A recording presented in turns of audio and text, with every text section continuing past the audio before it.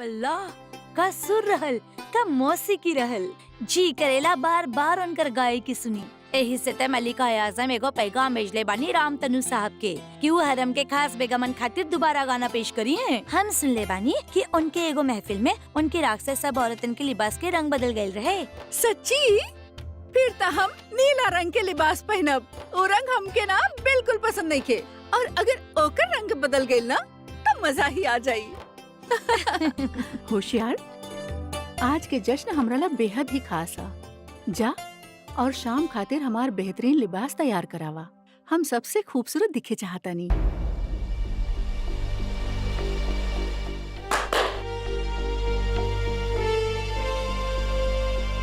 हमरा खातिर जाम पेश कइल जाए।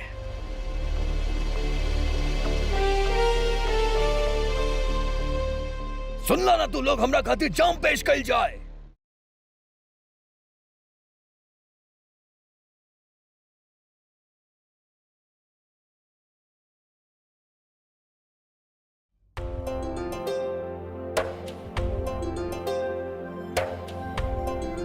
का भइल जलाल? बहुत परेशान लग रहल बानी रउआ। आई हम रउआ के कंधा दबा देतानी, अच्छा महसूस होखी, सारा थकान दूर हो जाई। आप जाइए यहाँ से, रुकैया।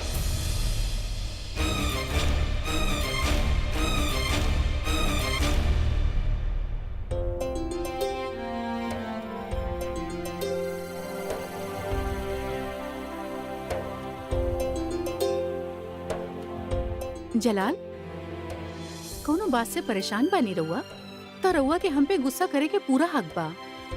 बाकी हमके ई ता बताई कि आखिर ई मसला बा का? कोनो मसला नहीं खे, रुकैया।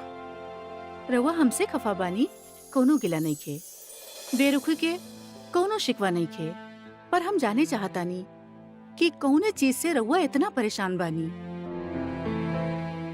माफ करी, हम अपन गुस्सा के रौब में बह गए रानी। पर सच कहीं तो आज हमारा दिमाग बहुत खराब बा, रुकैया। कल रात जश्न के बाद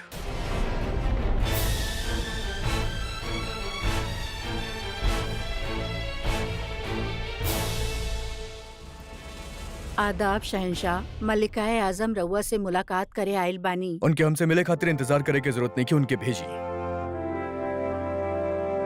जलाल, हमने ये मामला में बाद में बात करल जाई।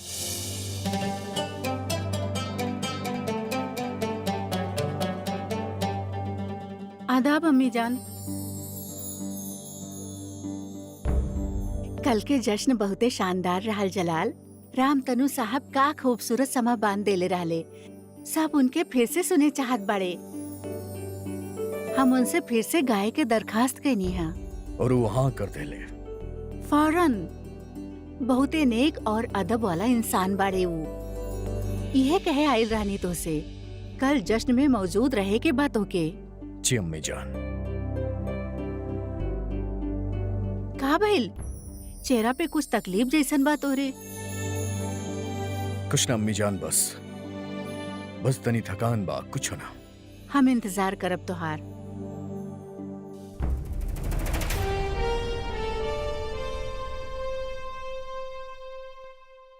जलाल यही खातिर गुस्सा बाढ़ी काहे की रउआ। रउआ के अब हमार कमरा में आवे से पहले इजाजत लेवे की जरूरत महसूस ना होखत महामंगा।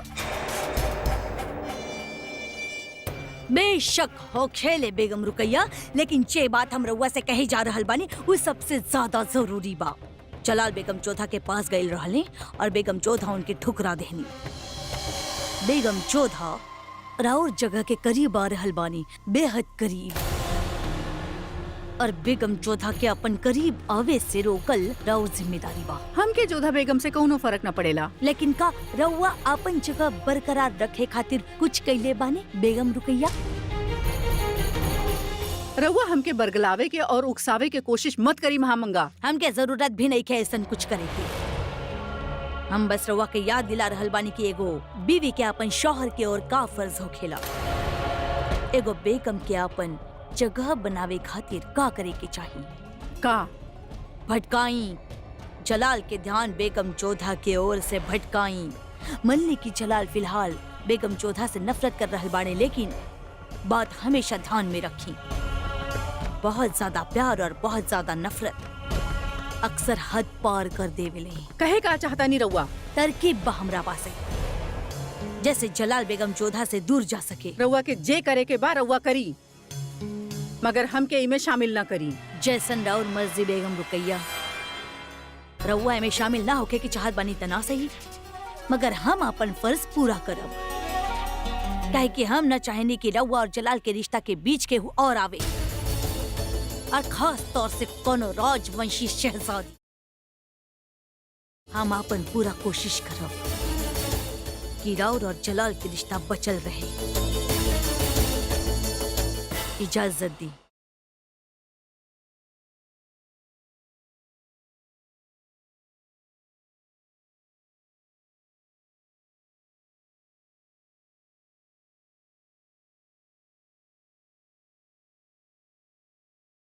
शहंशाह, हमके रउआ से का कुछ आप जानत नहीं कि इजाजत के बगैर शहंशाह के होजरा में आवल मना बा? जाई यहाँ से।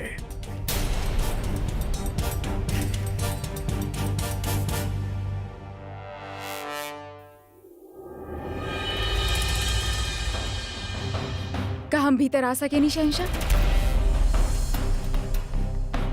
हरगिज़ ना। अब ई वक्त हम बहुत मशरूफ बानी, आप जा सकेली।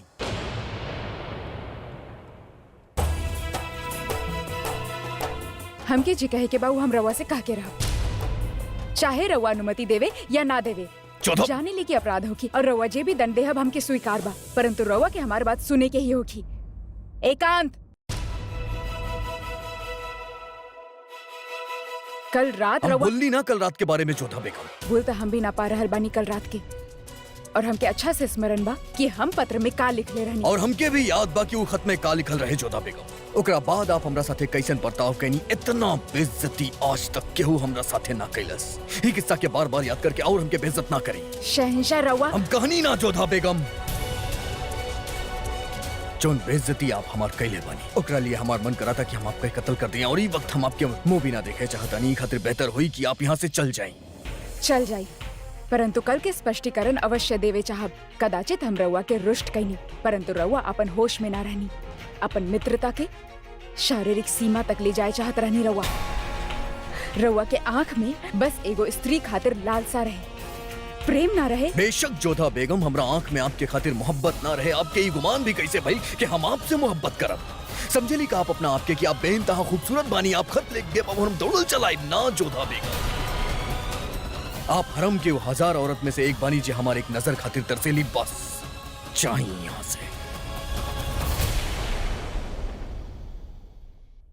गुस्ताखी माफ हो शहंशाह हुजूर। वजीर आलिया रउआ उनसे के कहीं याद- कि हम आवतानी।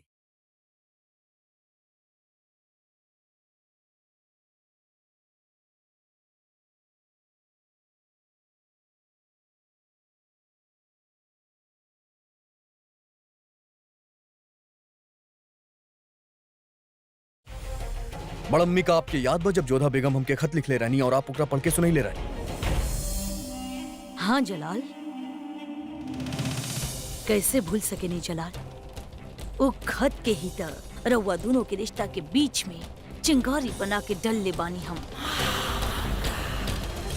बिल्कुल याद बा जलाल, लेकिन वो खत के बारे में रउआ अभी काहे सोचत बानी? और बड़म्मी का आपके यकीन बा कि आप हल्फ दर हल्फ जौन खत में लिखल रहे हुआ हमके पढ़ के सुनी। हमार मतलब का मतलब बारा और जलाल? बेशक हम उहे पढ़ के सुने नहीं जे बेगम जोधा खुद वो खत में लिख ले रहनी। यकीन ना हो रहल बा रउआ के? हमरा वो सारा खत संभाल के रखे नी। हम कहे बेगम जोधा जे कुछ भी लिख ले बानी ओमे तब्दीली करब, हम के का मिली? ई बाड़े वो खत, ई खत के हु और के दिखा दिए, उनसे पढ़वा ली ताकि रउआ के तसल्ली हो जाए। ओकर जरूरत नहीं कि बड़म्मी, हमके आप पे यकीन बा। न जाने कहे जोधा बेगम इनकार करत तारी जौन खत में लिखले रहनी। काहे कि रउआ के बेगम जोधा पे हमसे ज्यादा यकीन बा जलाल। इतना यकीन बा कि रउआ अपन बड़ी अम्मी पे शक कैले बनी जलाल। इहो भी तो हो सकेला ना जलाल कि बेगम जोधा ई खत में जे लिखे चाहत रहनी उ लिखत वक्त उनसे गलती हो गई होके, या फिर मुआफी कर दी जलाल। बेगम जोधा हो सकेला उस सारा बेइज्जती के बदला ले रहल होके रउआ से जे जाने अनजाने में रउआ से भइल बा।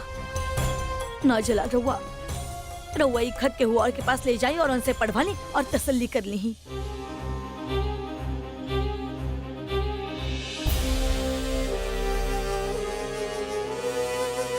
कहनी ना बड़म्मी होकर जरूरत नहीं के, मगर ये अगर मगर सब छोड़ दे जलाल, एगो शहंशाह के शोभा ना देवेला। बहुत ज्यादा परेशान लग रहल बानी रउआ। ऐसे में थोड़ा से दिल जोई कैला से मन हल्का हो खेला। मलिका आजम के कहला पे मौसीकी के फनकार रामतनु साहब फिर से एक बार महफिल में गाना गावे खातिर रजामंदी दे देले बाड़े। तो चली रउआ भी तैयार हो जाए महफिल में जाए खातिर। हमार मन नहीं खे बड़म्मी। शहंशाह बानी रउआ जलाल, कई बार शहंशाह के कई सारा काम बेमन करे के पड़ेला। लेकिन रउआ के एगो बात बताई, आज वैसे खास वजह बारह और पास महफिल में जाए खातिर। कैसन वजह? हम रउआ खातिर खास तोहफा लाइल बानी। ऐसन तोहफा जेके अपना साथे महफिल में ले गईला पे गुरूर महसूस होखी रउआ के। देखे चाहब?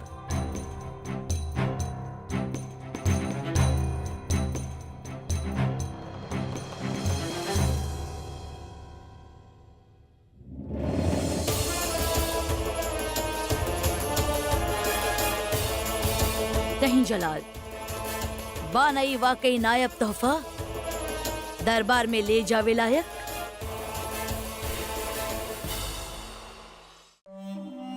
हुजूर, कब से बांदी पूछे जा रहल बिया, अब तो बता दी कि राउर चेहरा पर ही मुस्कान के वजह का बा। जब हमार दुश्मन के नुकसान पहुँचे वाला हो खेला ना रेशम, तब अक्सर हमार चेहरा पे हंसी आ ही जावेले। बेगम जोधा के मालूम हो जाए कि महल में उनकर हैसियत का बिया। आज बेगम जोधा के सपना टूट जाई और हमार ख्वाब पूरा हो जाए।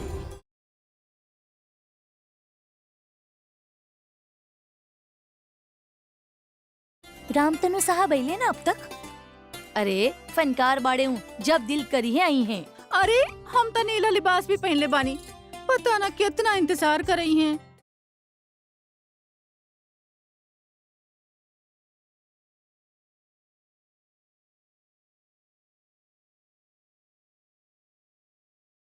उपस्थित देवी लोगन के रामतनु पांडे के नमस्कार।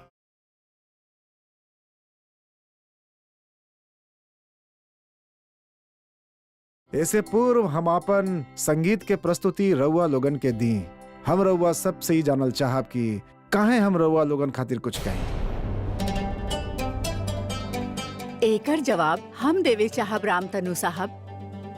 जैसे राउर सातों सुर में जादू बा, हिंदुस्तान के सारा रंग बा राउर सातों सुर में, वैसे ही ई हरम में भी हिंदुस्तान के हर हिस्सा के रंग बा। हर मजहब, हर सूबा, हर तहजीब के लोग बाड़े यहाँ। जैसन रउआ कहले रहले कि राउर मौसीकी सबके एक रंग में रंग देवेले। अब हम चाहब कि यहाँ पे मौजूद हर मजहब, हर तहजीब, हर इंसान राउर मौसीकी में डूब के एक हो जाए। सुभान अल्लाह।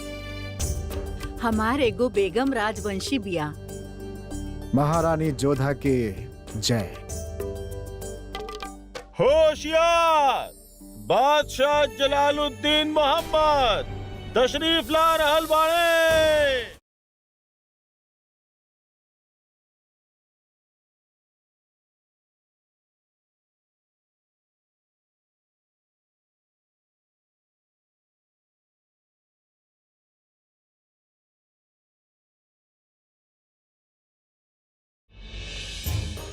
आज जश्न में हमनी सबके सामने हमार बेगम खास रुकैया बेगम से इल्तजा करतानी कि वो हमरा पास, हमरा करीब आके बैठे।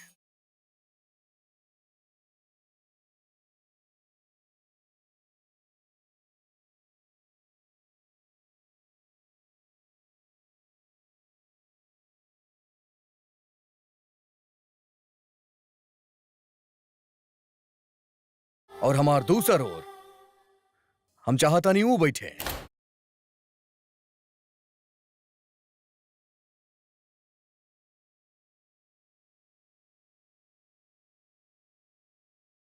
जे फिलहाल ही हमार सबसे खास बनल बा। तू हमार खास तोहफा के लेके आ।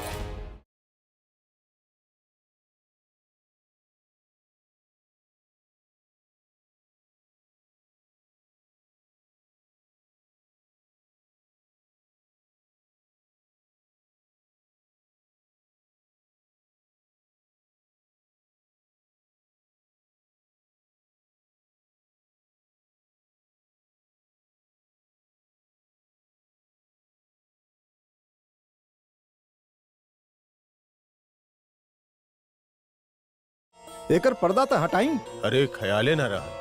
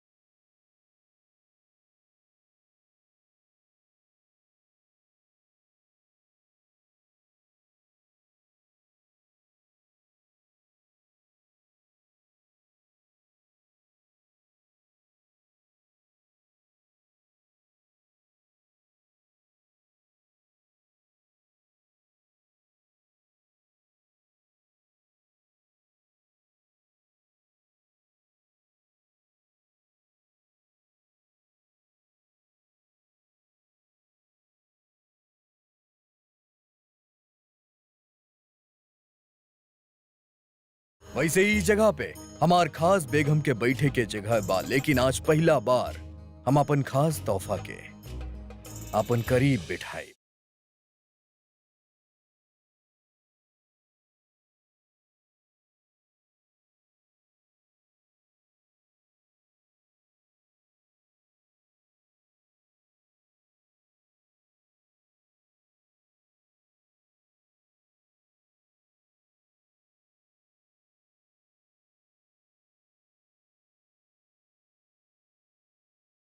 का भइल राम तनु साहब? या इनकर आंख हमार खंजर से भी तेज बा, जौन हमार खंजर कैलस हुए इनकर आंख कर देले। निसंदेह मन भटक गए, सुर भी कहीं खो गए, किंतु खाली एक क्षण खातिर। किंतु आज हम रउआ के संगीत अवश्य सुनाई, उस सुंदरी खातिर जैसन हम आज तक कबो ना देखनी। आई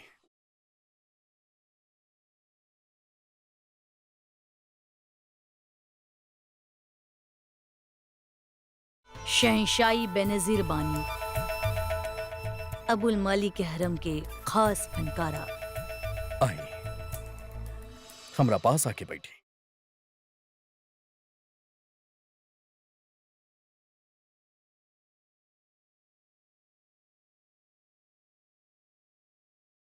रामतनु साहब अपन पेशकश पेश करी। जी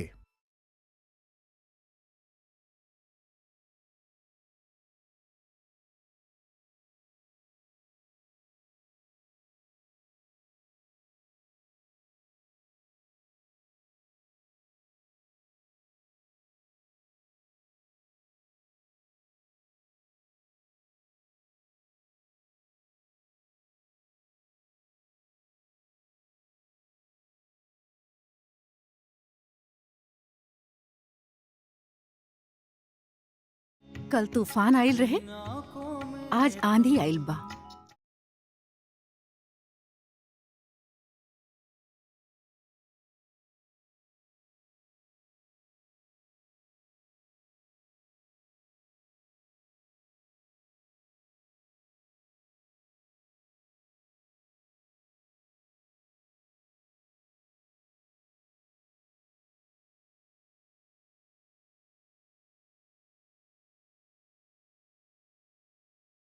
बड़म्मी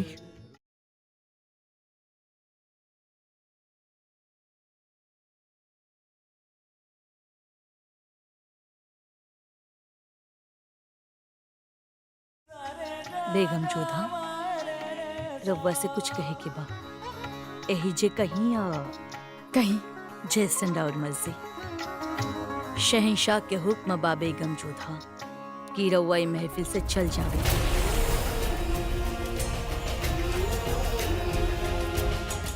शहंशाह ई महफिल में राउर मौजूदगी न चाहेले।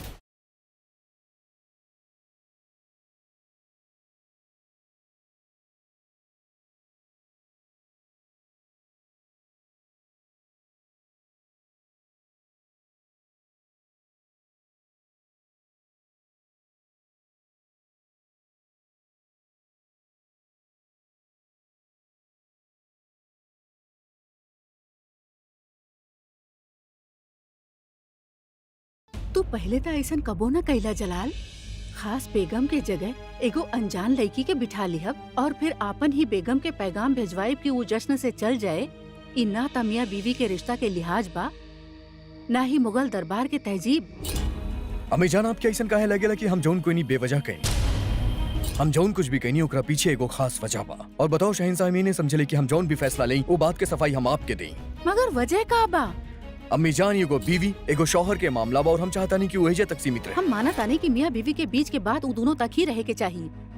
दोनों के बीच के खलिस दरबार में सबके सामने दिखाई ठीक ना रहे। दरबार के एगो तहजीब होखेले। कल के आइल औरत खातिर जोधा बेगम के सरेआम शर्मिंदा करल जायज ना रहे। ई तू दोनों के बीच फिर से कोनो गलतफहमी त ना हो गई? अम्मी जानू तो हम आपके बता ना सके, लेकिन इतना जरूर कहब कि ई बार जौन गलती रहे वो हमार गलती ना रहे। लेकिन आप सबके ख्वाहिश रहे कि रामतनु साहब के मौसीकी सुने के वो सब पूरा हो गई। रात बहुत हो गई बा, आप सूझ जाए। या हमार परवरदिगार, बार बार ऐसन काहे होखेला? ई दोनों के दूरी कम होखत होखत अचानक फिर बढ़ जाली।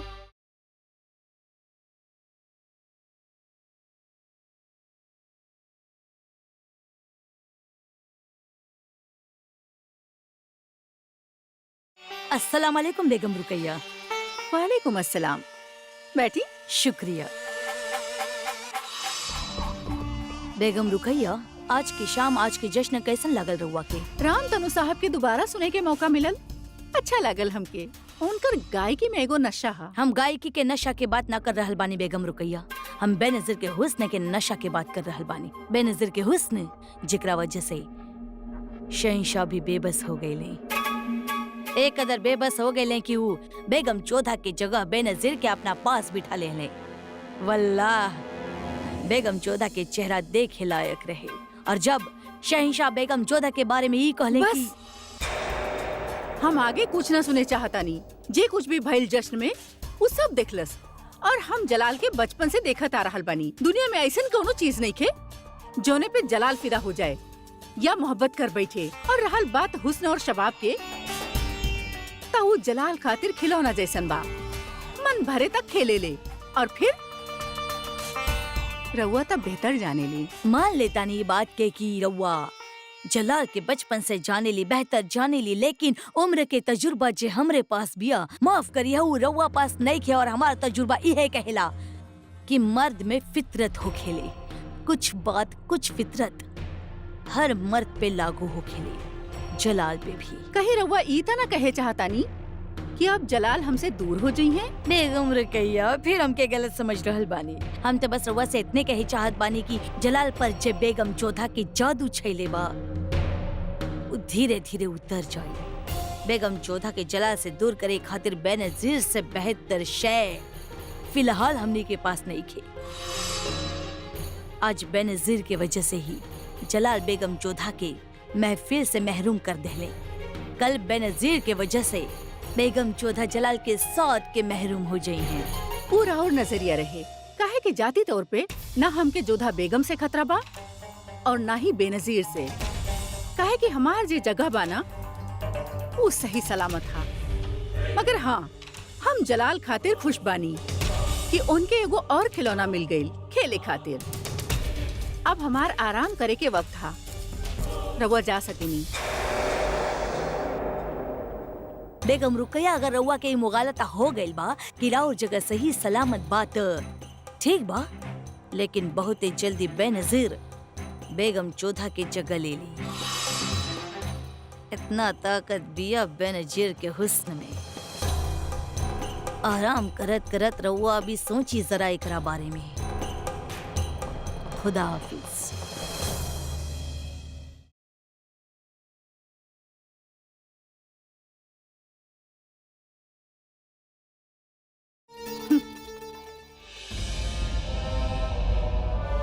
शहनशाह के इकबाल बुलंद होके जोधा बेगम रउआ से मिले चाहतानी। भेजा उनकरा के।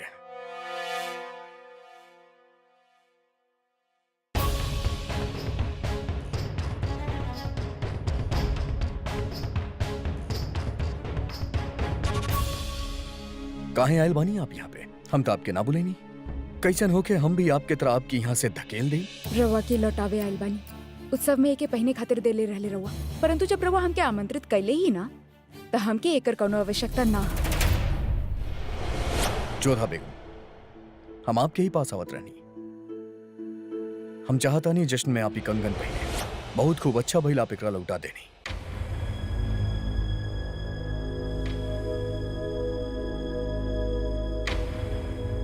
सुभान अल्लाह,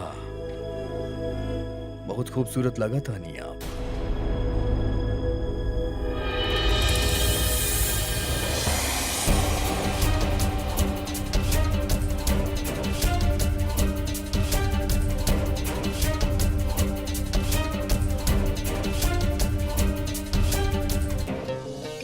राउर ही करम्बा शहनशाह, इतना बेहतरीन लिबास रउआ ही हमके जे तोहफा में देले।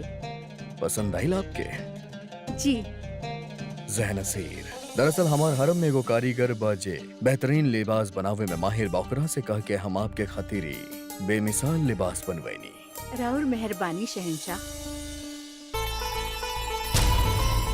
कनीज के लागता कि ओके अब चल जाए के चाहिए। बेगम साहिबा जे मौजूद बानी। हर किस्सा ये जो ना काम से आयल रहनी हो चुकल बा। वैसे आपके खातिर एगो और चीज बा हमरा पास।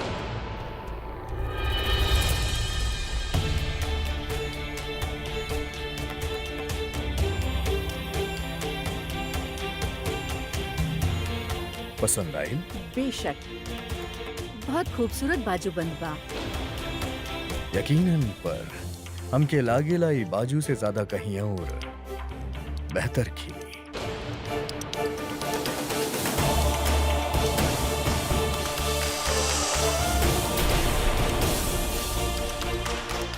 अब यकीनन ये बहुत खूबसूरत लगता। कुछ और कहे के बाद जोधा बेगम, कुछ चाहिए आपके लिए?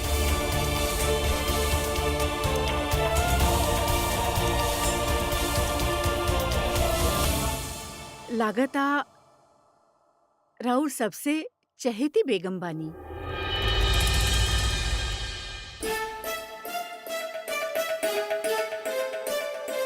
गुस्ताखी माफ हुजूर, कनीज के ऐसा ना कहे के चाहिए, मगर सच तो यह बा कि उन पर से राउर नजर हटेले ही ना।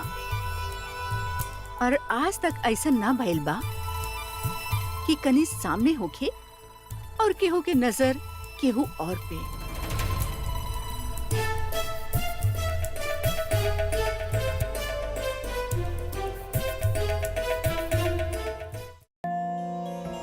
एगो बात बताई जाकीरा, जश्न में हमके अपन पास बैठेले, अपन खास मन ले और बेहतरीन तोहफा भी देले, और केहू के कोनो एतराज ना भइल सिवाय जोधा बेगम के। त एकरा में का भइल? उ शहंशाह के बेगम बाड़ी। लेकिन ई हमरा साथ पहला बार हो रहल बा। बादशाह के नजर हम पे ना, जोधा बेगम पे टिकल रहल, और यही बात के ता हमके गम बा। उ बेगम ही सही हमरा सामने कौनो मर्द के निगाह हमसे छीन ले गईली। त रउआ के जोधा बेगम से कौनो शिकायत बा? ना, अपना आप से कि पहला बार कोनो मर्द के आपन काबू में न कर पैनी। बेनसीर जे आपन नजर से लोगन के दीवाना बनावत आइल बिया, वो आज केहू के नजर के कायल हो गईल। उफ, का इंसान हा। गहरा आँख, गहरा सोच, गहरा नजर। कहीं रउआ ज्यादा गहराई में तो ना जा रहल बानी? कहीं बादशाह से मोहब्बत तो ना हो गई रउआ के? मोहब्बत ऊ शय नइखे जे बेनजीर के छू सके। लेकिन जश्न में बादशाह के करीब बैठला से ऐसन एहसास भइल कि केहू के खास होखला में कुछ त खास बात बा। बड़ा दूर के सोच रहल बानी रउआ। एक कनीज से एक बेगम बने के रास्ता बहुत लंबा और खतरनाक होकेला, खास कर तब जब बादशाह खुद जलालुद्दीन मोहम्मद होके।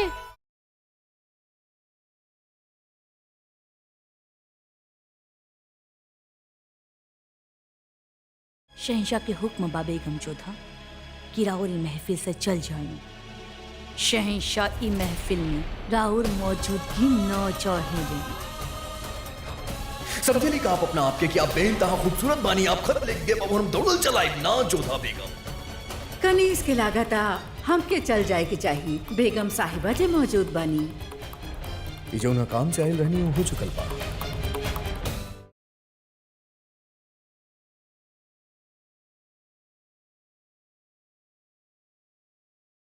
जोधा, कितना ठंड बा। हमके वहाँ कमरा में ठंड लग रहा बा, तू यहाँ हवा में झरोखा पे खड़ा बाड़ू। ला पहन ला एकरा, ना तो ठंड लग जाए। ना चाहिए हमके। क्रोध की अग्नि इतना तीव्र बा कि हमार रोम रोम जल रहल बा। बहरल सभा में शहंशाह हमारा अपमान कैले, एगो राजवंशी राजकुमारी के अपमान कैले हो, और संगीत सभा से चल जाए खातिर कहले। और जब हम उनके कक्ष में गई उनसे बात करे खातिर, तो ओकरे सामने कह देले कि उनके पास हमरा खातिर समय नहीं के। इतना अपमान के पश्चात हमार मन कह रहल बा कि भूमि फट जाए और हम ओमे समा जाई। परंतु जोधा, शहंशाह केकरा सामने कहले ऐसन? का अभी अभी तू ही तो कहलू ना कि शहंशाह ओकरा सामने कहले। केकरा सामने? उहे जे के भरल सभा में अपना और रुकैया बेगम के साथ बिठले रहले हो। परंतु वो स्त्री इस समय शहंशाह के कक्ष में का कर रहल बिया? हमके का पता। और तू कैसन विचित्र प्रश्न पूछ रहल बाड़ू हमसे। हम का ई बात के हिसाब रखे नी कि शहंशाह के कक्ष में कब के आवेला, वो केकरा साथ रात्रि व्यतीत करेले। उदिन नशा में का कहत रहले वो हमसे, और अब छी, सोच के भी हमके लज्जा आवेला। जोधा, हो सकेला तोके कोनो भ्रम भइल होके। भ्रम भइल बा हमके? तो उसे तब बात करली बेकार बा मोती। जब देखा शहंशाह के पक्ष लेते रहेलू। चल जा यहाँ से, अकेला छोड़ दा हमके, जा।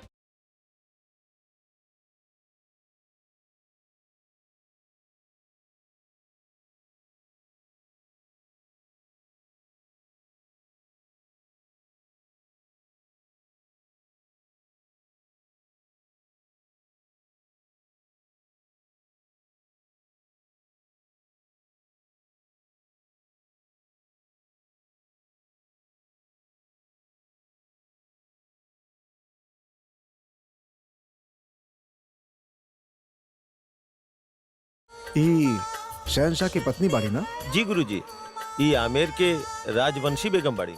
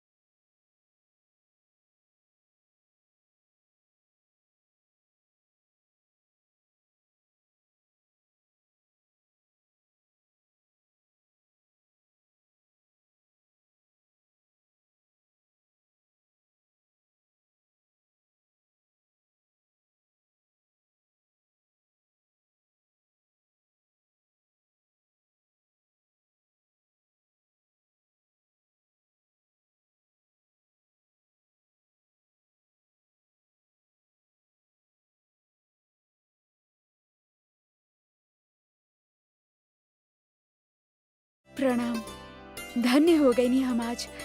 ये आरती में आज हमके राउर संगति मिलल। हम ना गए थी तब्बो रउआ बहुत अच्छा गावत रहनी है। बस तनी सुर और ताल के अभ्यास की आवश्यकता बा। हमके लागता रउआ विधिवत संगीत के शिक्षा लेले बानी। जी, संगीताचार्य महाबल जी। उत्तम, अति उत्तम। इतना श्रेष्ठ गुरु से रउआ संगीत के शिक्षा लेले बानी। रउआ के अपन संगीत के सहेजे के चाहे। अभ्यास मत छोड़ी। जी हम प्रयास करब। वैसे रउआ हमार आदर्श बानी और आज रउआ के साथ गा के हमके बहुत आनंद के अनुभव भइल। आनंद तो हमके भी भइल कि अब तक रहुआ हमारी संस्कृति के बचा के रख ले बानी। आज हम एजे से जाता नहीं तो सोचनी मंदिर में माता के दर्शन कर ली और हमार सौभाग्य बा रहुआ के दर्शन भी हो गए। सौभाग्य तो हमार होगी जे फिर कबो राउर संगीत सुने के अवसर हमके मिली। आशा कर रहल बानी रउआ आगरा फिर से आई। एगो बात स्पष्ट कहीं रहुआ से आमिर कुंवर, दोबारा आगरा आके अपन संगीत के प्रस्तुति देवे में हमार कोनो रुचि नहीं थे। हम यहाँ खाली अपन राजा के आग्रह पे आयल रहनी, अन्यथा हमार स्वाभिमान हमके मुगलन के बीच आके अपन संगीत के प्रस्तुति देवे की आज्ञा ना देवेला। आचार्य जी, संगीत के कोनो सीमा ना होखत और कोनो बंधन भी ना होखे के चाहिए। आमेर होखे, रीवा होखे या आगरा, हम अम्बे माँ से प्रार्थना करतानी कि राउर संगीत के यश पूरा भारत वर्ष में फैले। आशा है कि राउर संगीत सुने के अवसर हमरा के फिर से मिली।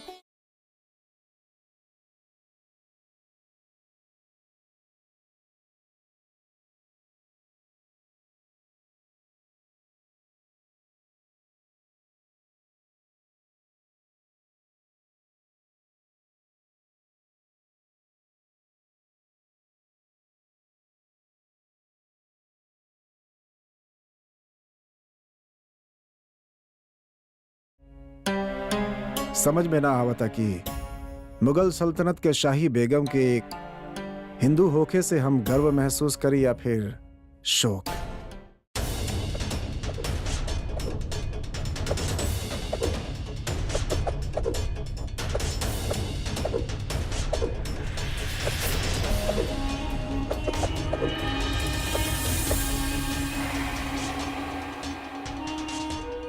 आवे दे उनकरा के।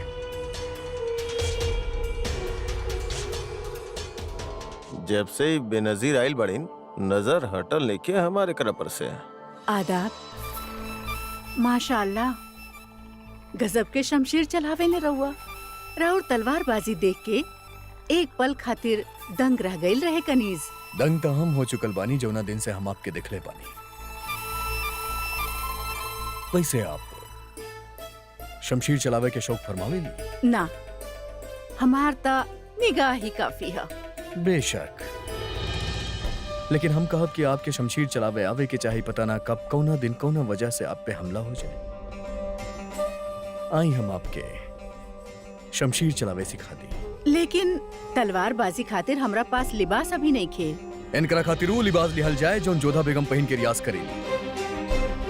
योकरा पहन के हमरा साथे शमशीरबाजी के रियाज करिए।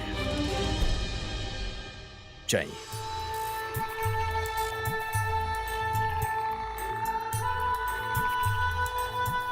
जे भी होके मियाँ, पर हम अपन नजर बेनजीर पर से हटा नहीं की सकत। हम तो बस एगो मौका के तलाश में बानी। बस एक क्षण तन्हाई में गुजारे की मिल जाए एकरा साथे।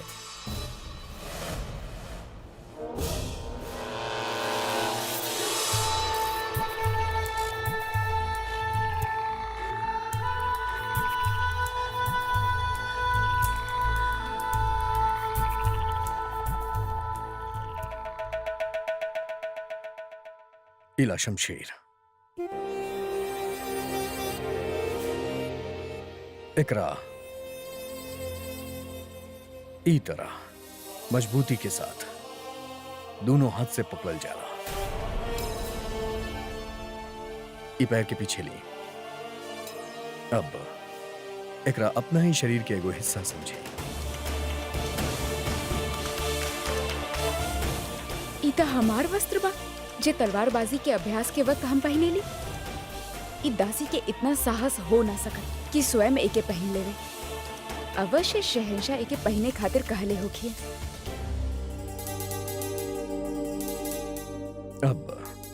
अब हमरा पे वार करी, मगर ध्यान रहे जौन तोहार हाथ के ताल हो वह तोहार कदम के ताल भी होके के चाहिए। बहुत खूब।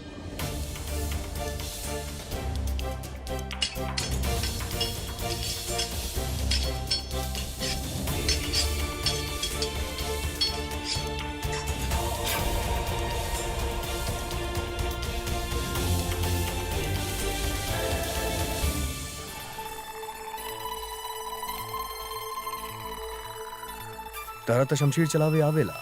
जी हुजूर, कबो इस्तेमाल करे के जरूरत ही ना पड़ल। जैसन हम पहले भी कहनी, कनीज के निगाह तलवार से ज्यादा बेहतर बा। तहारी हुनर से हम बहुत खुश पैनी। ये हमार खुशनसीबी हा। इजाजत दी।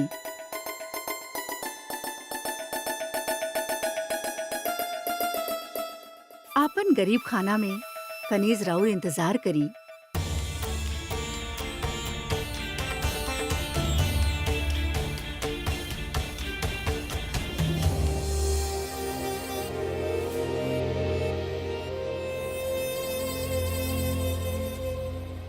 रउआ हमके सिखावे खातिर सिखा रहल बाड़े या इनके दिखावे खातिर सिखा रहल बाड़े?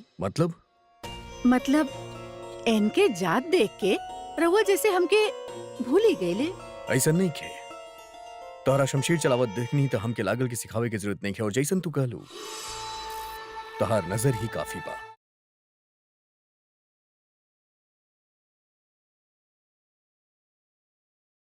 जिंदगी में पहला बार ऐसन इंसान से वास्ता पड़ल, लोगन के नजर हमरा से हटे लेना और एनकर हम पे टिके लेना।